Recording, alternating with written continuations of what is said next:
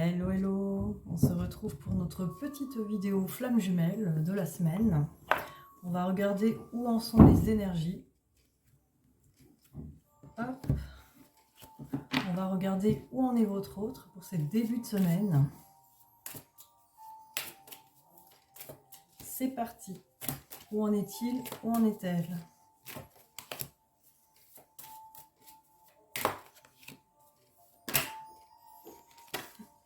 Ils ont sauté, celle-là. Hop. Où en est-il? Où en est-elle?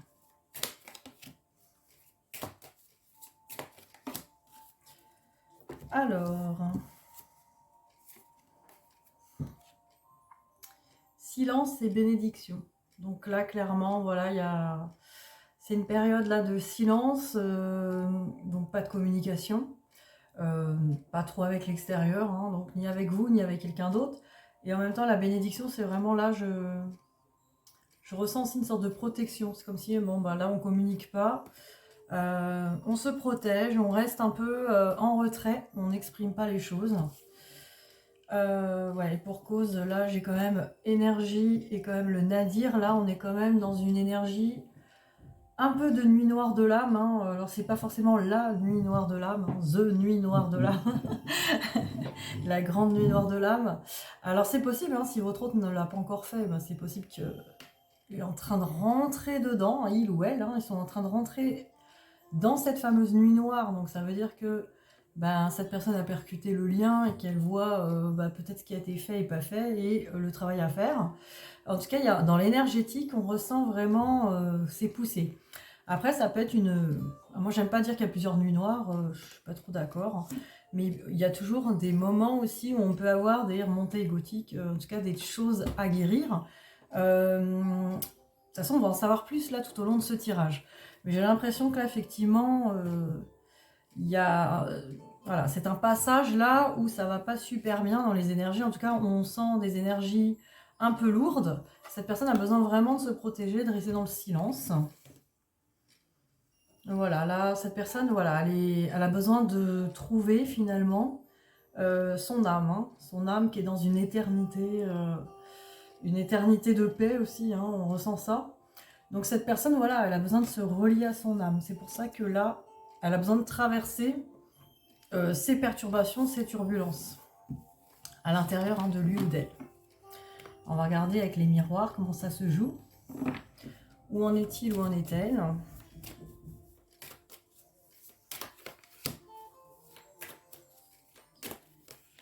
Hop, on va regarder un petit peu si on a plus d'informations là-dessus. C'est sûr qu'il y a un moment donné, quand on percute, ça fait tout drôle. Et en même temps, ça permet de faire descendre les choses. Hein. Ah bah clairement. Ouais, c'est quelqu'un, je pense, qui... Ouais, c'est quelqu'un qui percute un peu là, je pense. Donc voilà, c'est quelqu'un qui percute par rapport à l'amour. Hein. Peut-être cet amour que cette personne ressent, hein, pour vous. Cette personne se sent coupable, hein, se sent l'impression de ne pas avoir été peut-être dans cet amour pour vous ou de s'en être pas rendu compte, j'ai l'impression. Voilà, c'est un petit peu ça qui me parle là, comme si la personne n'avait pas percuté. Et là, elle se rend compte, alors il y a une sorte de culpabilité qui est de toute façon inutile, hein, soyons clairs. C'est pas parce que cette personne n'a pas percuté. Ce que j'aimerais vous parler, c'est du timing divin. Le timing divin, c'est pas genre il y a une heure précise où on doit se réunir.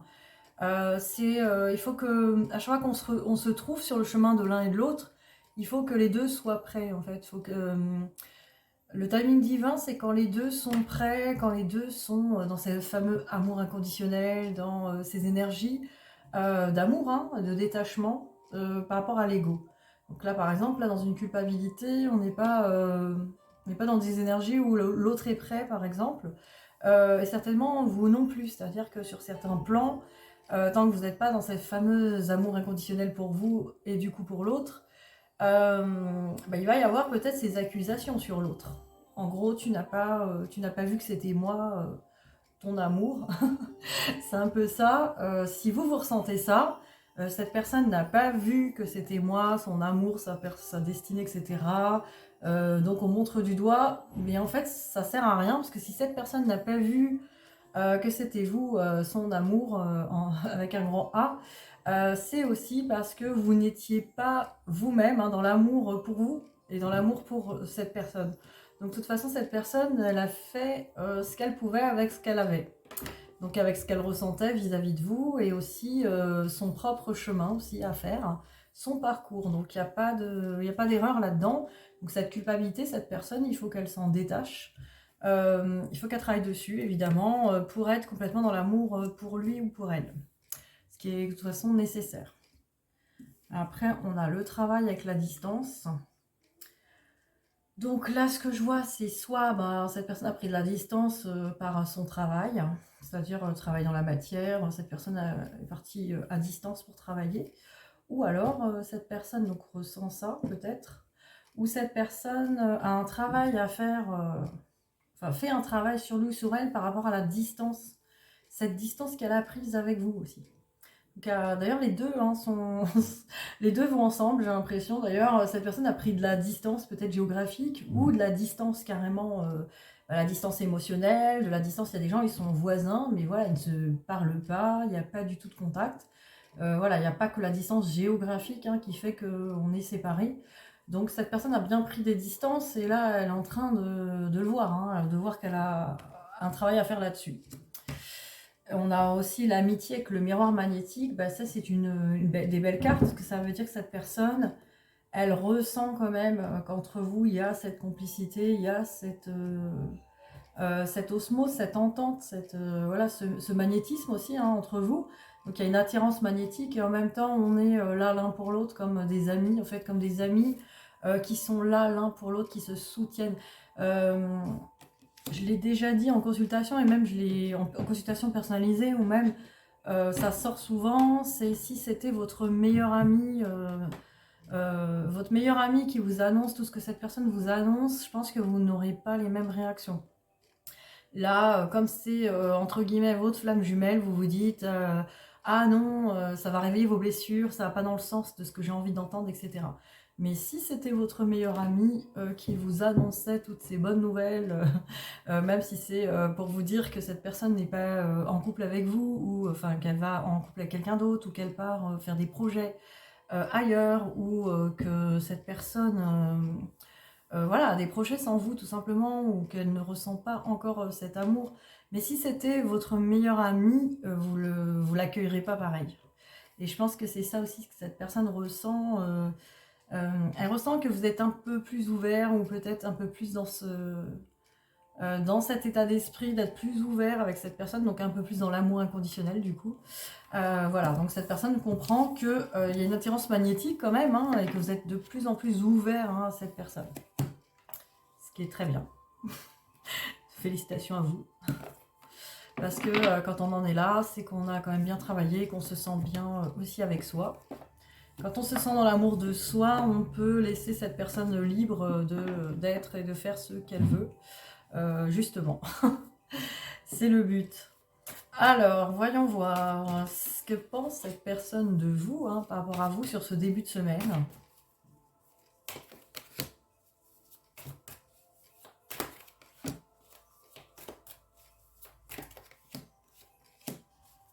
Alors, que pense-t-il ou que pense-t-elle de vous sur ce début de semaine?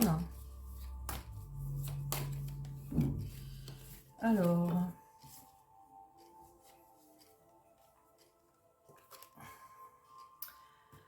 guérison sur triangulaire, donc soit vous êtes avec quelqu'un ou cette personne est avec une tierce personne. Enfin, de toute façon, il y a de la guérison là-dessus. C'est comme si, bon là, on épure un peu les énergies tierces, on épure ce qui... Alors épurer les énergies tierces, ça veut pas dire les exterminer, on désintègre pas des gens. Genre, on va exterminer les gens. Donc voilà, régler les énergies tierces, c'est régler tout ce qui nous empêche finalement pas d'être avec l'autre. Parce que c'est pas ça vraiment qui nous empêche d'être avec l'autre. C'est pas les énergies tierces, même si ça perturbe le lien grandement. C'est pas que ça qui empêche d'être ensemble, ça c'est sûr. Maintenant, guérir avec ces énergies tierces, c'est retrouver, vous voyez, cet alignement avec soi. c'est retrouver vraiment, quelque part, cet amour de soi, ressentir à travers tous ces chakras une réelle guérison, sentir qu'en fait, il n'y a plus rien qui fait obstacle entre vous et votre âme. Voilà, c'est votre âme qui se fond en vous. Vous êtes l'âme, vous ressentez cet amour pour vous. Donc là, vraiment, c'est ça les énergies tierces. Hein. C'est quand on s'éloigne finalement de soi. C'est quand on s'éloigne de soi, d'ailleurs, son autre peut être une énergie tierce par rapport à l'amour qu'on doit se porter à soi-même, hein, par exemple. Hein. Si on aime plus l'autre que nous-mêmes, cette personne va être notre énergie tierce. Donc aussi. Donc voilà, c'est à méditer. Après, on a consultante avec projet. Donc vous, si vous êtes une femme ou le consultant, de toute façon, consultante, prenez ce qui vous parle, a des projets. Donc cette personne pense, hein, par rapport à vous, que vous avez des projets. Vous avez des projets à réaliser dans votre vie. Des projets peut-être professionnels, des projets personnels, même peut-être des projets de couple. Peu importe, en tout cas, cette personne pense que vous avez des projets et que c'est souhaitable que vous soyez dans vos projets. Voilà. Donc, que vous libérez vos énergies tierces et que vous rentrez dans vos projets de vie, dans votre vie, en fait. Et, d'accord, cette personne, que pense-t-elle de vous? Qui a une union à faire et elle vous contactera ultérieurement pour réaliser ce truc. Ça peut être ça, c'est-à-dire que cette personne a très envie de vous contacter, quand même, a très envie d'être en communication avec vous. Maintenant, bon, j'aime pas trop dire, ouais, communication 5D, machin, nous on est un peu dans la matière, hein, souvent des yang qui regardent les vidéos, quoique de plus en plus de yin regardent aussi mes vidéos, parce que même ce qu'on appelle peut-être un chaser yin, je sais pas, quelqu'un qui veut le lien, peut être yin ou yang, donc effectivement, en tout cas cette personne pense communiquer avec vous par rapport à cette relation, cette union. Hein. J'ai l'impression que cette personne, elle aimerait bien vous parler, vous dire des choses. Mais voilà, elle attend peut-être le bon moment, mais elle y pense. Que pense-t-il de vous? C'est qu'il y a une union à faire et que cette personne aimerait bien vous le dire, hein, vous le communiquer ou prendre contact avec vous, voir où vous en êtes aussi par rapport à cette union, ouais c'est ça, par rapport à ce lien. Hein. C'est un peu ça qui sort carrément. J'étais un peu surprise sur le truc, mais bon, pourquoi pas. Hein, on va dire que tout est possible, il faut bien que ça arrive un jour. On va quand même se le dire. Alors, voyons voir sur le lien. Allez, on va faire les miroirs.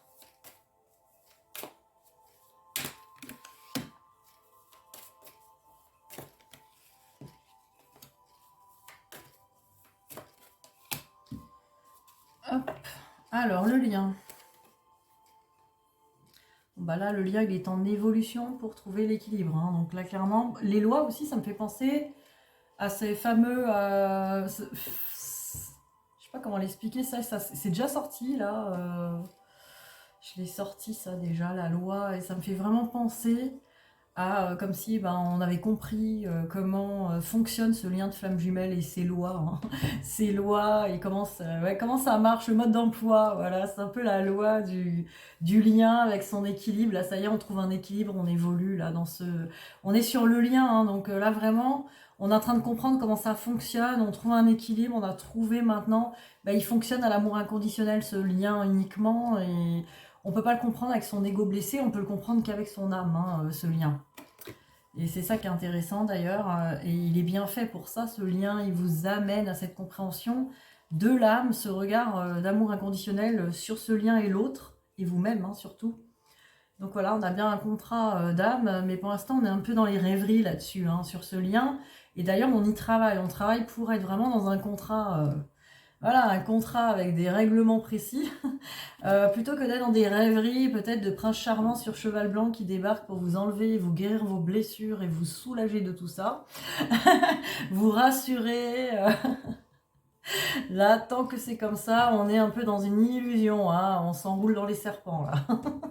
On est un peu dans les serpents et les marécages quand même, c'est pas terrible. Hein, on dort à moitié, on a les pieds dans l'eau, on n'a pas fait gaffe. Donc pour l'instant, voilà, il faut revenir sur le contrat d'âme, ne pas oublier que ce lien est un contrat qui vous amène vers l'amour inconditionnel de vous. Vous ne devriez pas perdre de vue que c'est vraiment là-dessus qu'il faut se concentrer avant de penser à réunion, fusion et compagnie, ou mission d'âme. Il y en a qui sont déjà à penser à la mission d'âme. Oui, mais nous on a une mission d'âme, il faut peut-être se dépêcher, une mission commune. Avant de penser à mission d'âme commune, il faut déjà penser à être dans l'amour inconditionnel de soi, qui pour moi est une étape indispensable. Et là, évidemment, l'amour inconditionnel de l'autre peut avoir lieu que dans ce contexte-là. Et encore, acter cet amour inconditionnel dans le temps. Parce qu'on peut très bien l'avoir vécu plusieurs fois, cet amour inconditionnel, ressenti pour soi et pour l'autre, et on a été peut-être porté dans une béatitude, mais voilà, tant que les blessures sont encore là, prêtes à surgir, il faut être dans une certaine stabilité là-dedans, c'est-à-dire trouver un équilibre presque définitif là-dedans, trouver vraiment... donc voilà, cet amour inconditionnel, ça doit être un art de vivre tous les jours et pour toujours. Et on y arrive, il n'y a pas de souci là-dessus. Voilà, ça demande juste un travail sur soi, de libération de ces fameuses blessures qui vous en empêchent. Et une fois qu'on a enlevé tout ce qui nous empêche, on peut enfin voir tout ça du point de vue de l'âme et vraiment retrouver un équilibre. Alors sur ce lien, il y a une ouverture par rapport à cette séparation. Donc c'est comme si, ça y est, on a pris un peu conscience. Alors l'ouverture, c'est un petit peu, on voit la perspective de la maison, hein, vous voyez, de la construction. La construction peut-être ensemble, hein, d'une maison ensemble. Hein. On voit effectivement que cette porte, c'est ça, hein, c'est l'ouverture. Alors la séparation, c'est peut-être qu'on commence aussi à s'ouvrir à cette séparation, tout simplement. Parce que cette séparation, tant qu'on lutte contre cette séparation, et ben voilà, c'est nos blessures qui vont être tout le temps réveillées, puisqu'on est en dualité, donc on va être tout le temps dans la peur d'être blessé, toujours dans le... Alors que dans ce lien, il faut retrouver cette fameuse unité avec l'autre, c'est sentir qu'on n'est pas séparés. Donc cette ouverture-là, elle est amenée à être faite, en tout cas sur ce lien. Alors ensuite, on va regarder message de votre flamme jumelle avec David Sava. Voir ce qu'on peut nous dire là sur ce lien. Ce début de semaine.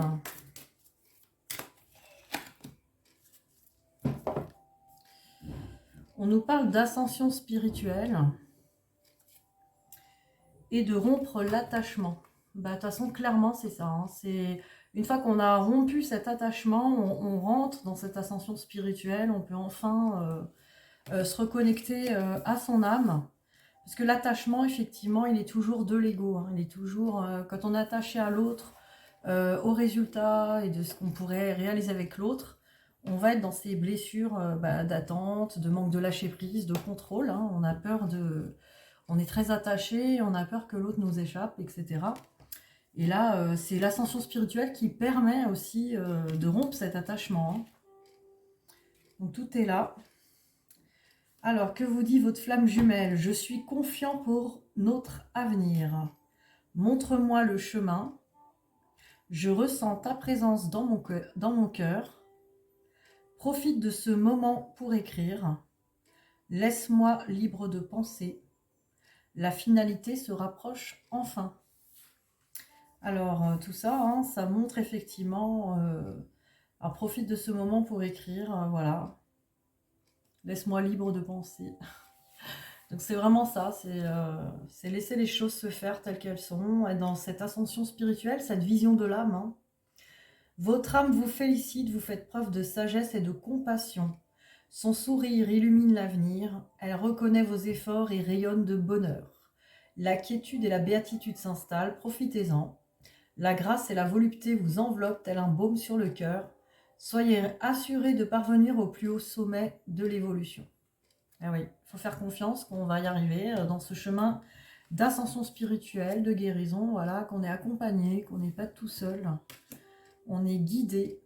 Voilà, Dieu, l'univers est là pour nous, nous guide, pour nous aider à ascensionner, à se relier à lui. Hein. Et en rompant l'attachement surtout. Hein. Parce que l'attachement, ce n'est pas de l'amour, hein, on le sait. Alors, carte 20. qu'est-ce qu'on nous dit?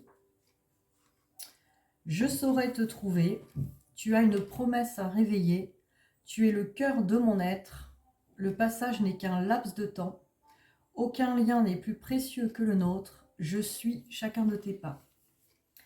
Votre âme n'est plus craintive, elle s'élève seule et arbore fièrement les couleurs de l'amour. Aucune crainte à avoir, l'avenir est d'ores et déjà radieux, couronné de vos succès passés, présents et à venir. Elle se veut rassurante, elle éclaire votre cœur par l'ardeur enchanteresse d'un matin radieux et d'un soir enjôleur. On est dans la poésie. Donc voilà, c'est rompre l'attachement qui vous amènera à tout ça. Voilà, hein, c'est quand même un beau programme. Hein. Alors, on va regarder s'il y a des blocages cette semaine ou des petits messages pour vous avec l'oracle des Médéors. Alors, qu'est-ce qu'on peut nous dire pour ce début de semaine? Elle est là. Elle est tombée. Hop. Allez, une deuxième. Voilà, j'ai même la troisième avec. Et la quatrième. Alors, qu'est-ce qu'on nous raconte? Alors, on nous parle de travail entreprise et consciousness. Je vais y arriver. Consciousness. Donc, on nous parle de la conscience, leur travail entreprise. Alors, évidemment, ça peut être la conscience du travail accompli sur vous, c'est-à-dire prendre conscience du travail, du travail accompli. Et aussi, bah, si c'est côté professionnel, parce qu'on est dans le travail, là, prendre conscience peut-être qu'il y a des choses à... Peut-être des choses à regarder, mais d'un regard plus haut, je sais pas, ça vous parlera. Si au niveau du travail, voilà, vous posez certaines questions ou vous vivez des situations, peut-être le regarder de plus haut, donc avec les yeux de l'âme, hein, toujours prendre conscience. Et là, de quoi on nous parle? Enfant intérieur et lâcher prise, ben voilà, lâcher prise avec... votre enfant intérieur a besoin de se libérer. Donc là, c'est en lâchant prise aussi qu'on libère l'enfant intérieur. On arrête de retenir finalement nos blessures et on va enfin libérer l'enfant intérieur dans sa joie de vivre, dans sa joie de s'exprimer. Hein. Donc peut-être aussi au niveau du travail, hein, libérer l'enfant intérieur, lâcher prise peut-être sur... peut-être que vous êtes encore dans une certaine rigidité au travail, peut-être un... Ce que je ressens, c'est vraiment un certain genre, ouais, il faut que je fasse ça comme ça, ou comme ci, comme ça, ou que j'accomplisse ceci, cela. Voilà. Et là, c'est plus lâcher prise. On prend conscience et puis on regarde ça. Enfin, prendre conscience, c'est mettre une conscience là-dessus, sans jugement. Et après, libérer finalement, lâcher prise et libérer cet enfant intérieur qui a besoin de s'exprimer dans sa créativité. Si vous vous exprimez à travers votre enfant intérieur dans le travail, vous allez forcément être aligné par rapport à votre âme. Donc ça va être, déjà ça va être une joie de travailler. Et en plus ça va vous permettre d'être vraiment aligné dans ce que vous êtes censé faire là avec votre âme. C'est-à-dire, c'est pas travailler, c'est s'éclater quoi. Il faut s'éclater chaque jour. Le travail, ça doit être l'éclate. Ça doit être vraiment une joie d'exercer, une joie de faire les choses, quoi. Voilà, prendre du plaisir, s'éclater. S'éclater dans l'enfant intérieur. Alors, on va regarder la maîtrise de l'amour, les messages cette semaine.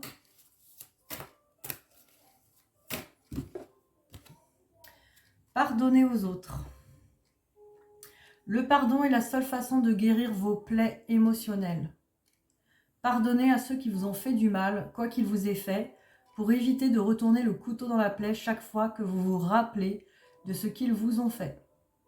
Quand vous pouvez toucher une blessure sans qu'elle vous fasse mal, vous savez que vous avez véritablement pardonné. Voilà, le pardon est une libération. C'est un moyen d'être en paix avec soi. Et bien avant d'être en paix avec cette personne. Et là, vous êtes ce que vous croyez être. Vous êtes ce que vous croyez être. Les humains sont des magiciens puissants. Vous avez le pouvoir de faire de vous ce que vous êtes en ce moment, mais ce n'est pas votre raison qui contrôle ce pouvoir, ce sont vos croyances. Du coup, croyez au meilleur pour vous et croyez être la meilleure personne, la meilleure version de vous-même, hein, tant qu'à faire. Allez au bout de ça. Et faites pareil pour les autres d'ailleurs. Voyez en eux la meilleure version d'eux-mêmes. Vous allez leur faciliter aussi le travail. Voilà, ça c'était le message en plus. Bon, bah sur ce, je vous souhaite un bon début de semaine et je vous dis à très vite. Bisous, bisous.